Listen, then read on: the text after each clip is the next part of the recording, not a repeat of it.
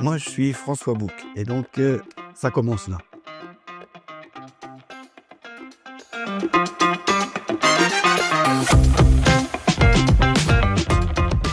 Alors voilà, j'ai fait une première mise en place, très légère, hein, du dessin. Donc, je vais vous dessiner le petit pape. Il y a un petit personnage que j'adore dessiner.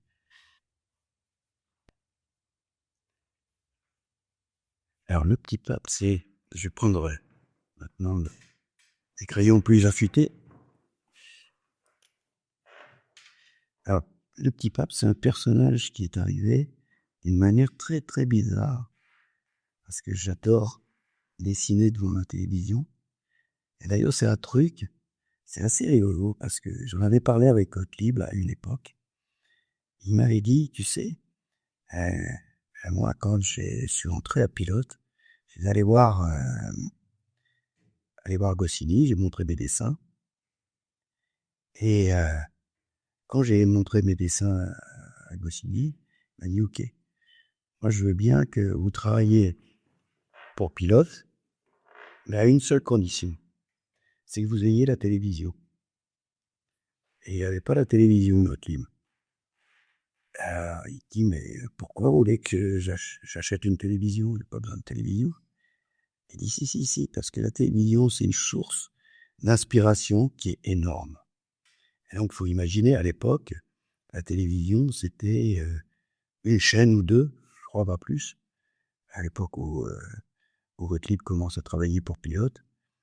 Et donc, il a acheté la télévision pour travailler à Pilote. Et il s'est rendu compte que c'était vraiment une super idée, parce que la télévision, il y a dedans des tas de trucs qu'on ne peut pas avoir dans sa vie quotidienne. Et ça générait des tas de gags pour lui. Et donc, moi, sans savoir cette histoire-là avec Gottlieb, j'avais dessiné énormément en regardant la télévision. Et j'ai gardé cette habitude. J'arrive pas à ne rien faire quand je suis en face de la télévision. Il faut absolument que j'ai quelque chose dans les mains et surtout de quoi dessiner. Et donc, le petit pape y est arrivé d'une manière assez bizarre au moment où j'étais en train de dessiner devant la télé. Il y a ce personnage qui arrive et je me dis, tiens, c'est pas mal ça, un petit pape. Il y a personne qui a jamais dessiné un petit pape comme héros de bande dessinée. Je vais le faire et puis je veux bien voir ce qui va en sortir. Et puis il y a une première histoire qui arrive, après une deuxième, une troisième, et puis on finit par faire un album, on l'a pas vu venir.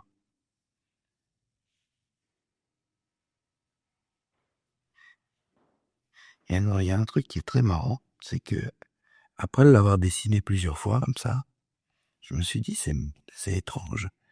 Parce que ce petit personnage, il ressemble un peu à Gottlieb. Si je regarde comment je l'ai dessiné, je m'aperçois qu'il y a un petit quelque chose qui appartient aussi à Gottlieb. Alors je me suis dit, bon bah, si ça appartient à Gottlieb, autant le dessiner pour Fluide Glacial, la patrie de Gottlieb.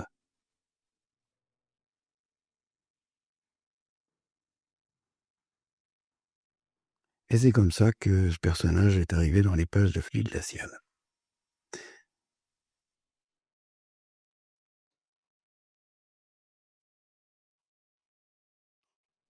Voilà. Il faut toujours être très scrupuleux avec les personnages, hein.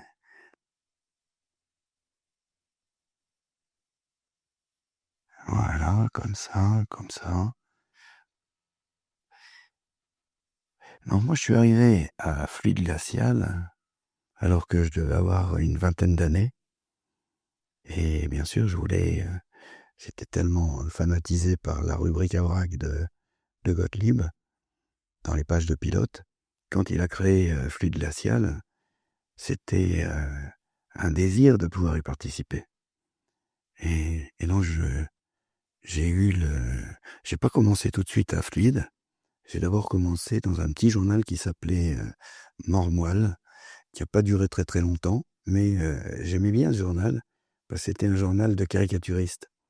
Et les caricaturistes et les caricatures, surtout ces caricaturistes-là, et les caricatures que que je voyais de Mulatier, de Morchouane, de Ricord, me fascinaient dans les pages de pilote.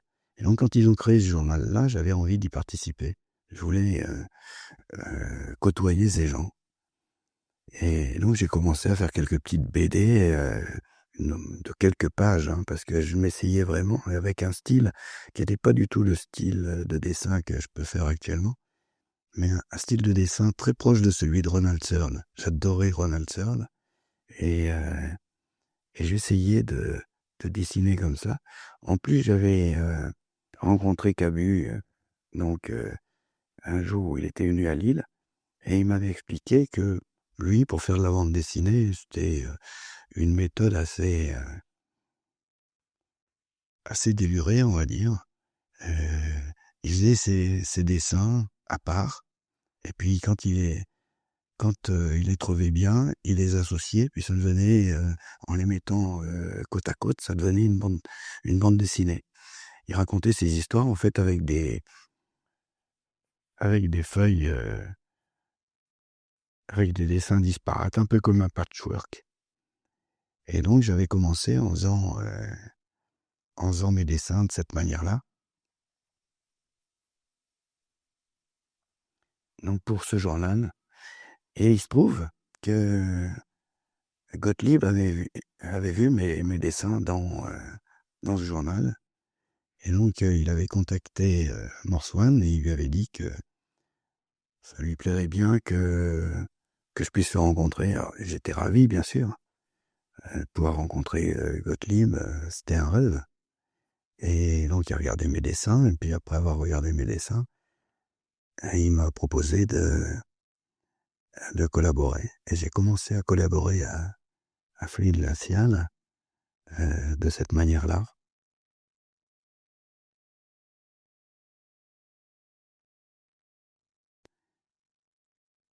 Alors l'histoire de Fluide Glacial donc, était commencée avant que j'arrive, bien sûr.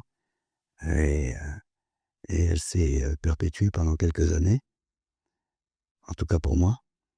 Et il y avait une ambiance qui était géniale, où on se retrouvait entre dessinateurs et on pouvait pendant des soirées parler dessins, parler bande dessinée, comparer nos dessins, évaluer les possibilités de faire des scénarios ensemble.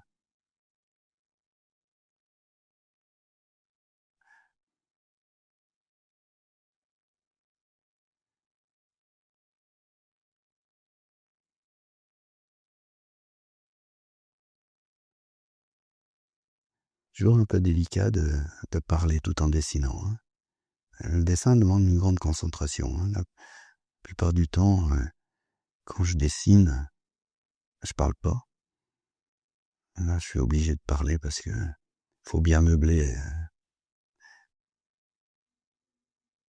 la conversation, qu'il y ait du son. Ah oui, il va falloir que je fasse plein de noir, là, c'est vrai. Ah ouais, parce que lui, il est tout noir, oui. Là, il y a donc mon personnage de Pape, là, qui s'appelle Pi 314, un nom, un nom qui m'avait bien fait rigoler. Et donc, ce petit Pape est affublé d'une espèce de rugbyman qui est en même temps son garde du corps, on va le dire comme ça. Et, et en même temps aussi un peu faire valoir. Parce que dans les bandes dessinées, souvent, les personnages vont par deux. Et c'est presque une évidence. Comme aussi dans le cinéma, hein. Il y a Laurel et Hardy, il y a bien sûr Astérix, Obélix, et qui d'autre encore? Euh, enfin, il y en a plein, il y en a plein.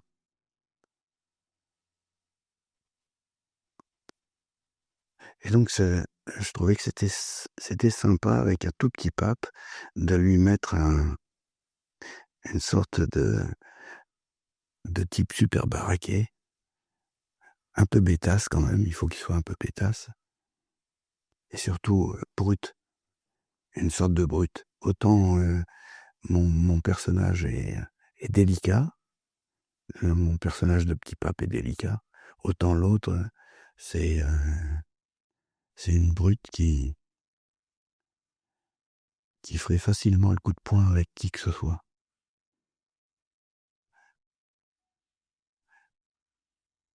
Voilà, comme ça, on peut le faire comme ça. Alors j'en étais où là avec mon histoire de fluide? Je sais plus où j'en étais moi.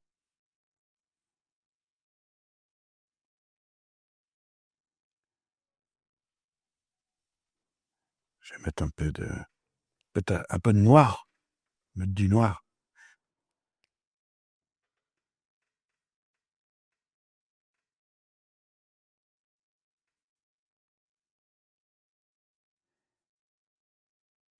J'ai rencontré aussi JG à une époque et à chaque fois que je mets du noir, je repense à JG parce qu'il me disait: «Tu sais, dans la bande dessinée, on met jamais assez de noir. Il faut mettre du noir». Et alors lui, il badigeonnait des fois ses pages rien que pour pouvoir mettre du noir. Mais il faisait tellement bien avec tellement de chic, c'était super à voir, JG en train de mettre du noir sur Jerry Spring.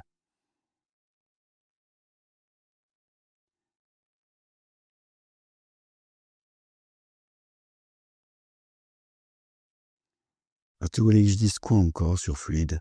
C'est un peu perdu mon fil sur Fluide Glacial. Hein? Qu'est-ce que tu voulais encore que je dise? Tu m'avais dit des trucs, mais j'ai un peu oublié tout à l'heure.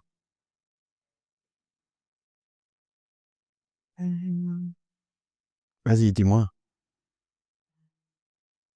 Remplacer l'endroit s'il y avait au Prège, ou la fois où vous avez dîné avec. Ah ouais, ah ouais, ouais, ouais, pour donner un peu une allure de ce qui se passait durant les bouclages, il y avait parfois des super surprises. Et il y a un bouclage, et je pense que tous les participants doivent s'en souvenir. C'était un bouclage, donc le bouclage se faisait, on dessinait une après-midi entière, on terminait des pages de Frémion, on devait dessiner dans les marges, et après on allait tous manger dans un restaurant, puis c'était le journal qui payait le resto. Et, et donc, un beau jour comme ça, alors bien sûr Gottlieb invitait aussi de ses copains. Et ce soir-là, il avait invité, je me souviens, Claire Bretéché qui était venue. Il y avait GB aussi qui était venu de Harakiri. Euh, il y avait Cabu. Et quand Cabu est arrivé, il a dit à Gottlieb: «Tiens, juste avant, juste avant de venir, là, j'ai eu un coup de téléphone de Jacques Tati. Il savait pas quoi faire ce soir. Il voulait qu'on bouffe ensemble, mais je lui dis: "Mais là, je suis invité à un repas chez Flux Glacial, alors peut-être il va venir." Ça l'intéressait de venir. Et je sais que Gottlieb m'avait raconté qu'il avait travaillé pour trouver des gags avec Patrice Lecomte pour un film de Tati. Donc ils se connaissaient aussi. Et en plein milieu du repas, on voit arriver donc Jacques Tati et sa femme, et ils se mettent délicatement dans un coin, en bout de table. Et moi, j'étais content parce que j'étais juste de ce côté-là de la table. Et Jacques Tati a commencé à raconter des tas d'histoires, des histoires de sa vie, ses histoires avec Jack Warner, quand il avait eu l'Oscar à Hollywood, comment il avait refusé de travailler pour Jack Warner, etc. Et alors, ce qui était génial dans cette soirée, c'est que Jacques Tati, au départ, était avec sa femme dans un coin de la table. Et puis à la fin, en fait, tous les dessinateurs, tous les participants de la soirée s'étaient regroupés autour de lui. Et on avait Jacques Tati qui nous racontait sa vie. C'était génial. C'est comme un numéro, comme du musical en vrai et à proximité, puisque il était là devant nous et il nous racontait des choses formidables en les mimant, des fois il utilisait la cuisine comme coulisse. Il allait en cuisine, il retournait sa veste, il revenait, il était devenu une sorte de vendeur à la sauvette. Il retournait, il rechangeait sa veste, il devenait un flic. C'était génial, c'était génial. Ça, c'est des soirées mémorables. Je crois que j'ai rarement eu une soirée aussi chouette. Donc, il y avait des trucs comme ça qui se passaient lors des soirées avec l'équipe de Fluide. Et donc, on était tous super contents de pouvoir y participer. Et donc, moi qui habitais Lille, je m'arrangeais toujours pour livrer mes pages au moment du bouclage, de façon à pouvoir participer à ça.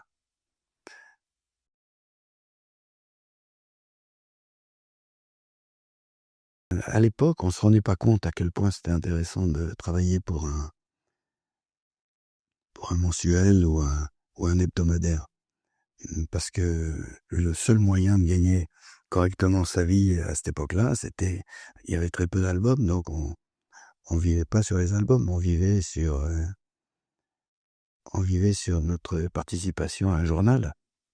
Et on se rendait pas compte à quel point c'était super intéressant, puisqu'il y avait que ça. Les albums, c'était vraiment portion congrue à cette époque. Et donc, quand on participait à un journal, non seulement on était dans une équipe, non seulement on pouvait être dans une équipe avec des dessinateurs qu'on admirait. C'était le cas pour Gottlieb, c'était le cas pour Solé, c'était le cas pour des mecs comme Moebius qui de temps en temps aussi venaient collaborer, tous les grands dessinateurs admirables. Et donc il y avait la promiscuité avec ces gens-là. Et puis après, il y avait l'échange. Dans ces bouclages, on se disait: «Tiens, et si je te faisais un truc comme ça, tu pourrais le dessiner?» Et on avait des projets qui sortaient de ce genre de relation, cette relation de promiscuité dans le bouclage. Et en même temps aussi, bien sûr, on était dans une espèce d'étuve où on pouvait comparer. Donc quand on a ces planches qui sortent à côté de planches de dessinateurs qu'on admire, forcément on se dit: «Mais putain, la prochaine fois, il faudra que je sois à la hauteur. Parce que là, mon dessin à côté de celui-là, il tient pas le coup». Donc on faisait des tas d'efforts pour être encore meilleur. Et ça, c'est aussi un aspect pédagogique très, très intéressant pour les journaux, pour la collaboration avec des journaux. Sans compter, bien sûr, le là là, je bouge un peu la feuille, hein. Je bouge pas trop la feuille. Ça va? C'est très bien. Et oui, donc quand on collabore à un journal comme ça, on est dans en tout cas, ce qu'on cherche, c'est d'être dans une émulation, dans l'envie de faire du mieux qu'on peut, et on gagne du terrain dans les progrès qu'on peut faire. Ça, c'est un des aspects. Après, il y a l'autre aspect aussi, c'est d'être en contact un peu plus direct avec le lecteur. le lecteur, la plupart du temps, quand il achète un bouquin, il sait qu'il va retrouver un tel ou un tel. Donc on lui crée des rendez-vous et ces rendez-vous sont réguliers. C'est un peu comme s'il avait comme s'il avait un calendrier en fonction des parutions. Je dis vivement, moi en tout cas quand je lisais, Fluide, où je me disais: «Mais vivement le mois prochain que je vois, ce qui va se passer dedans. Qu'est-ce qu'il va me faire, machin, comme histoire géniale?»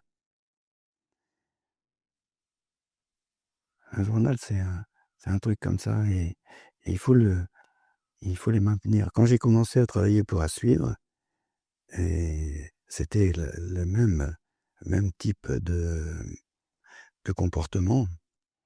Et puis un beau jour, on a arrêté le journal parce qu'il était plus suffisamment rentable sans doute pour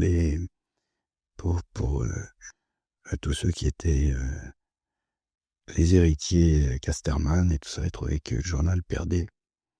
Mais ils se rendaient pas compte à quel point le fait d'avoir un journal, stimulait la création et qu'en perdant le journal, même si lui pouvait perdre un peu d'argent, c'était pas grave qu'il perde de l'argent.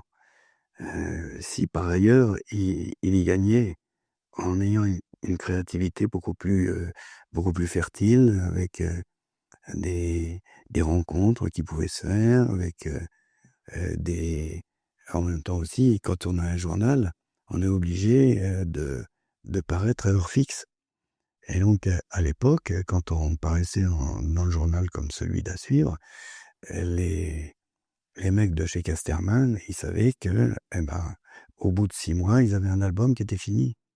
À partir du moment où il y avait plus de journaux, il y avait beaucoup moins de il y avait beaucoup moins de butoirs et donc au lieu de réaliser un album en 6 mois, eh ben, les mecs, ils passaient 2 ans et donc l'album tardait, tardait et il y a des tas d'albums qui ont même pas vu le jour parce qu'ils ont trop tardé et le journal permettait ça aussi et ils se rendaient pas compte. Ils se rendaient pas compte et donc ils ont quand même arrêté le journal, malheureusement.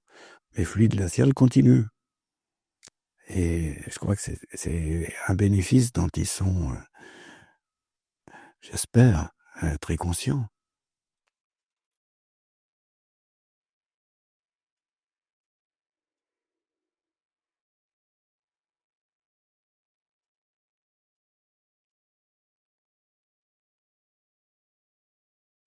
Voilà.